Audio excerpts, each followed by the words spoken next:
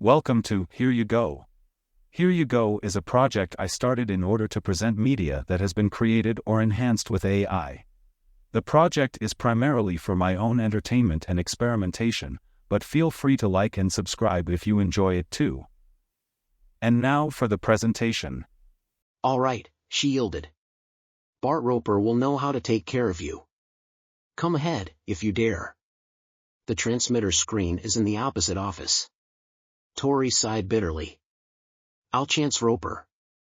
I've already had one session with the goons.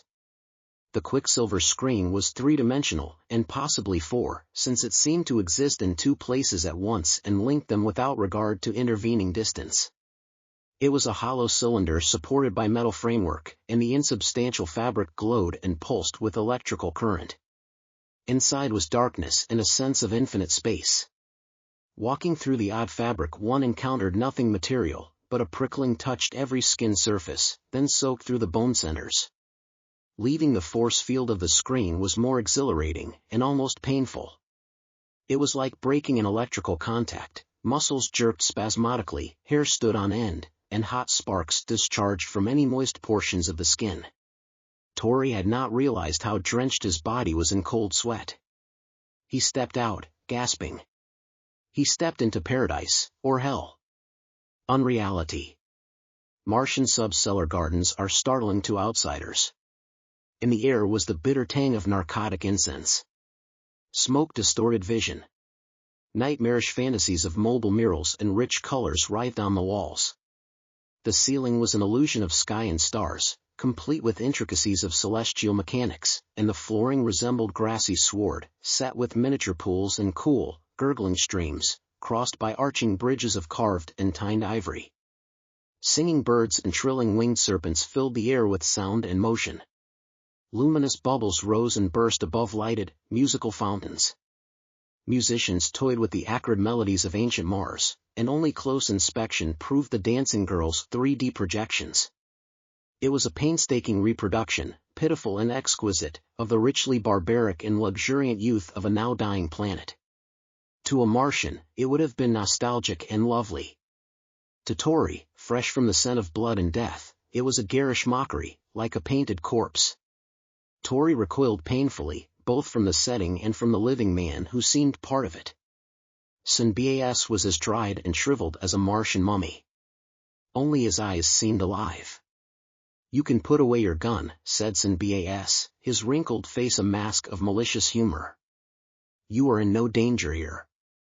Oddly, there was no feeling of menace, and Tori found himself putting away his weapon.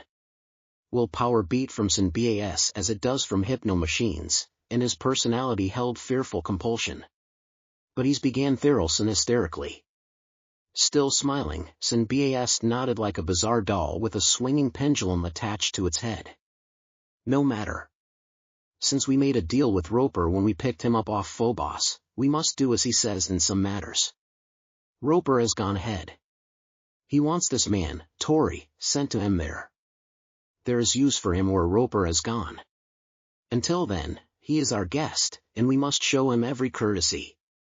Tori studied the old man calmly. "You can use place names, Bas. I know about the transuranics on Triton and Pluto. But how could Roper have gone ahead when we were using the transmitter? It can't be three places at once." Bas frowned. "No, it cannot. Unfortunately, it has many limitations. This is a second model copied by my engineers for study and experiment. To our distress we have learned that ores of the heavy metals cannot be transmitted since their radioactivity has an effect on the force field. But now, with trouble coming, this model must be destroyed." From a pouch Bas drew a tiny subsonic whistle upon which he blew a soundless note. Martian technicians quickly appeared. Bas issued commands, and the transmitter was rapidly dismantled and removed to incinerators. "Good idea," approved Tori. "Ferax is dead. The police I know. The transmitter is not as instantaneous as it seems to the user. Time also is distorted, as well as space. Hours have passed. You are the last person known to have seen Ferax, so you are wanted by the police and others for questioning. I was not certain you would come through the screens, so my agents are scouring the city for you. Roper has gone ahead to Triton, and wants you to join him there where we can make contact. How long will that take? Bas blinked. Who knows? My scientists say it depends on the relative positions of Triton and Mars. The best time will be in 5 or 6 days, but you may have to go sooner. Therelson can show you around, and when the time is right, she will take you to the transmitter. It is securely hidden where the police will not find it. In the meantime, I'm a prisoner. Bas giggled. Not exactly. Say, my guest. Your only jailers are outside.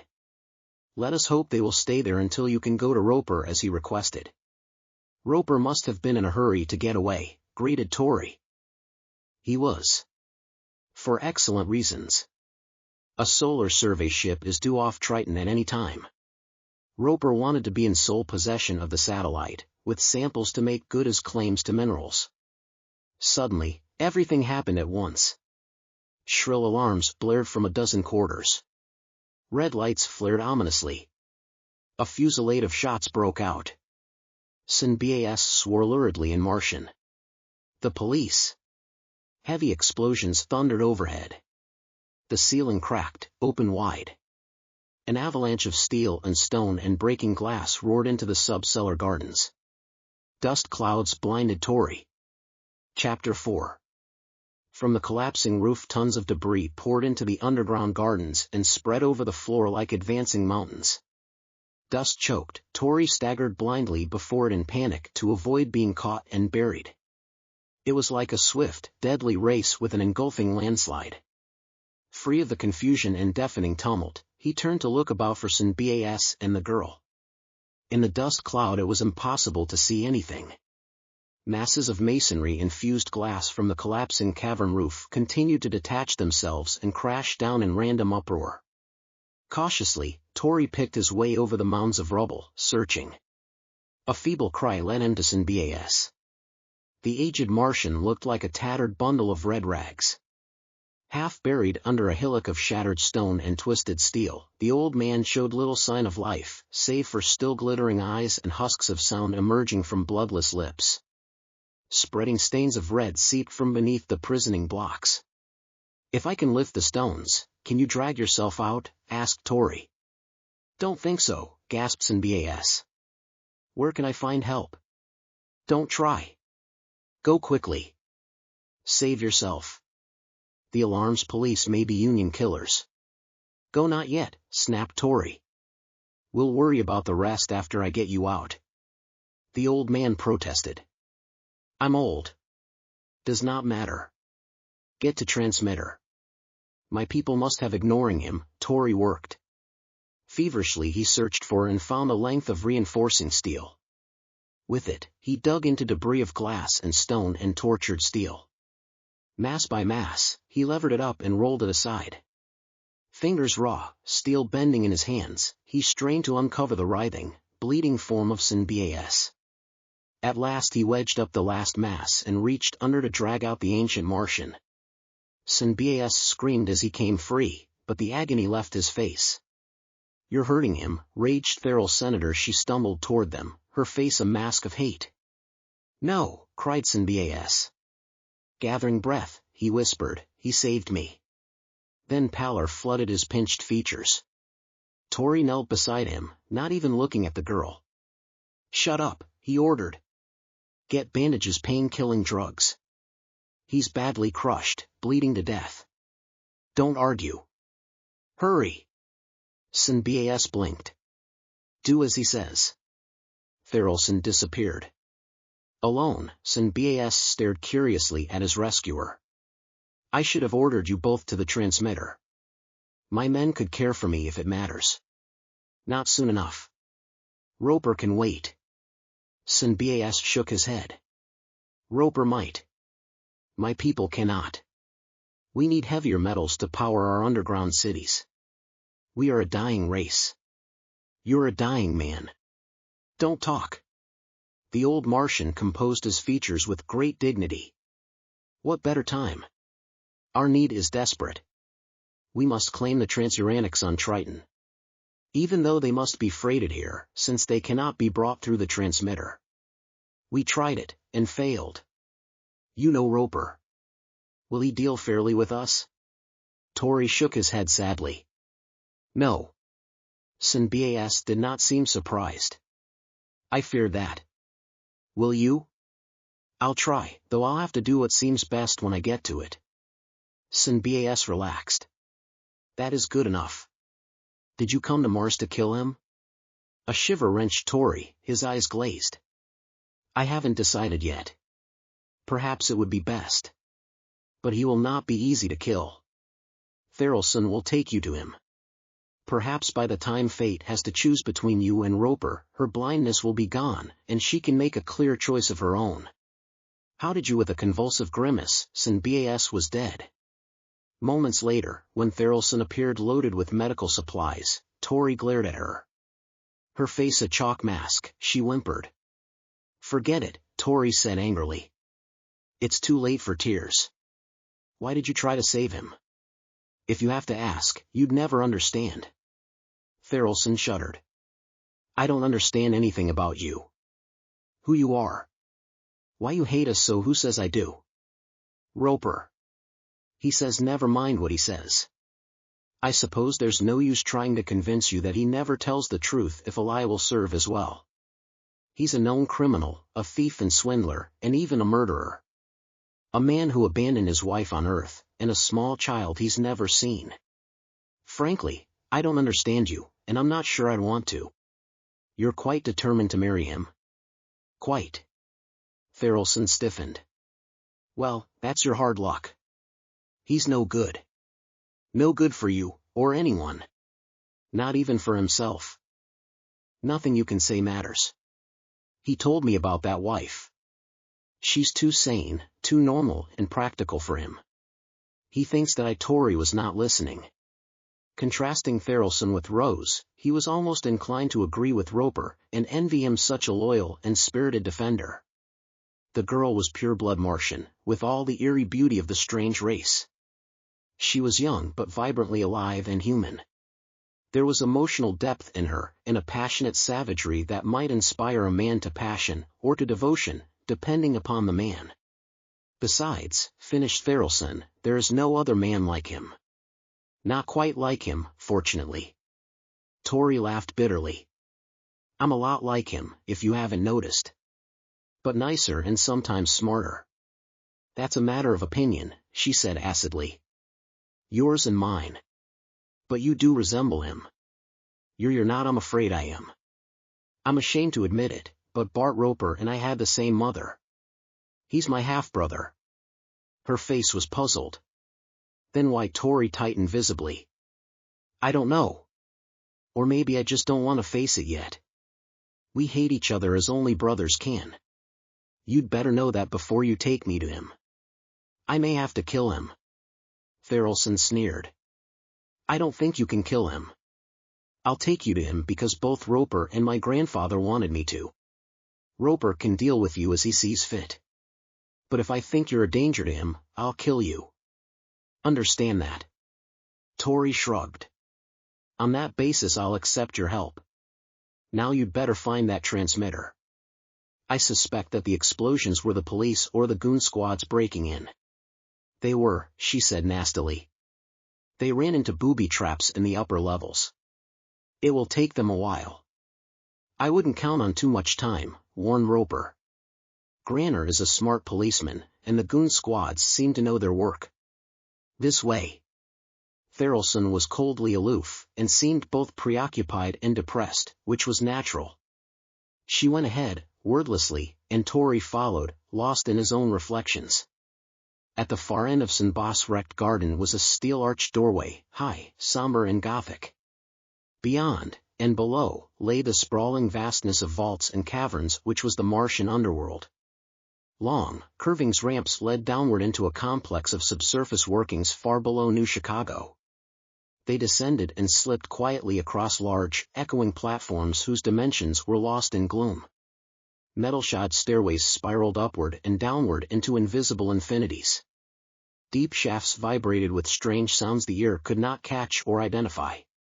Freight tunnels were yawning maws of darkness, like the staring, sightless eyes of some mythical monster created on too large a scale for man to understand. Tori grew tense and nervous. He began to sense patterns of shivering, eerie movement about him. Walls and ceilings closed in suddenly, and he could make out vague, monstrous forms set into niches within walls carved of bedrock. Old Martian gods and sculpture-leering stone specters, goblin-like, and subtly obscene. Therelson paused. Her hand sought Tori's and drew him close, but not in friendliness. She whispered harshly, warning him to silence and extreme caution. I was wrong. The police have broken through. Some are already in the vaults. She followed a maze of barely visible thread-like guidelines of luminosity set into the metallic tiling. A few steps more brought them to a wide platform, from which many tunnel mouths opened. Along one wall ranged banks of elevators. Beyond were ranks of empty pneumatic tube cars on tracks which angled in sharp descent into wells a level below the platform. Spidery Martian hieroglyphs labeled various shafts and the tube terminals. Therelson studied the markings closely before making her choice. I have been here only once before, she complained. It is not easy to find the way. But I think the police will have more trouble. She selected a pneumatic tube car. Tori boosted her to the door flap. She settled herself in the tiny seat cradle, then from inside, extended him a helping hand. For the first time she noticed his blistered palms and raw fingers. He grunted painfully as she drew him up beside her. I should have bandaged your hands, she mused. Tori snorted. Can you drive this shuttle? It has more gadgets than a spaceship. One way to find out, murmured Therelson icily, poking a slim finger at a keyboard of colored studs. Distant machinery whirred and whined. Flaps banged shut and the shuttle car shot forward and down at sickening speed. Therelson laughed, and the sound was of ice chips trickling on metal foil. Air whipped angrily about the shell of thin metal. There was no gut-wrenching nausea of acceleration, only sharp awareness of speed. Movement became a blur streaming past the transparent plastic car top. It was like being part of a hollow missile fired from an air gun. As the car's original impetus diminished, speed dwindled. The car dipped and slowed, then ran into a stop valve, like a piston in a closed cylinder, and stopped on a dense cushion of compressed air. Another vista of platforms radiated away from the terminal. Gripping Tori's hand, Therelson dragged him firmly along the platform, then down a steep slant to the lowest levels. At intervals, rattleums provided glaring light, but shadows of raw fantasy lingered curiously near the walls. Tomb-like oppression gathered around them. Panic grows quickly underground. Weight of rock pressing overhead translates itself to the brain in terms of claustrophobia. Metallic decking became raw stone floor, and an endless tunnel unwound before them. Tori lost all track of direction, even the primary up and down. They went through underground workings like city streets lined with open front factories. Gray, barren vistas of workrooms were relieved by the stark symmetries of sleek machines, shielded atomic converters, and patiently revolving turbines. Here was the marvelously efficient underground economy of the old Martian civilization, still functioning and serving the remnants of a great race of builders and scientists. On soaring cantilever balconies and in alcoves, Tori glimpsed cliff-like structures of offices and dwellings. Giant compressors labored to force a mighty pulse of breakable air, but the atmosphere was warm, dry, and stifling. Runnels of sweat ran down Tori's body and vanished in quick evaporation. Fever and exertion alternated in him. He blew hot and cold as energy burned away too quickly, and his drying sweat produced intense, quick chills. Temperatures dropped. Air seemed denser and was poisonously clouded with dust, but it was cool. Slowly it became chill and depressing with a hint of dampness in it. They came into a maze of galleries and pits, tunnels and vaults, less used and uninhabited portions of the deep workings. It was like a world apart, a place of dim storage bins with natural refrigeration, of packing sheds piled high with mountains of commercial molds, bales of dry, compressed and packed mushrooms. It smelled stale and foul, the air hideous with a powdery mist of mold dust and spores, and the incredible mustiness of mushroom spoilage. These caverns were empty of life, as if the troglodyte Martians had long ago joined their mummied dead. Weakness suddenly caught up with Tori. Dizzy, he caught in panic at Tharelson for support. Grudgingly, after a moment's hesitation, she granted the help. "I'm sorry," Tori apologized. "It's been a rather active 3 days. I guess Ferax and his boys hurt me more than I had thought." "They are good at hurting people," admitted the girl. "You still want to go on in this condition?" "Don't mind me. Just give me a minute." Tori was painfully aware of her strong, slender body beneath the filmy garments of spider silk. To change the subject, he said, "Don't tell me you're planning to venture out to Pluto or Triton in that costume?" Tharelson made a face. "Hardly. There are spacesuits ready. We'll need them, don't worry. Roper says Triton is hardly livable at all, even protected. You'll find out if you've the nerve to go through with me." "So Planet X is not even a planet, just one of Neptune's moons?" "Perhaps it was a planet once. Both Pluto and Triton are not like the rest of the solar system planets.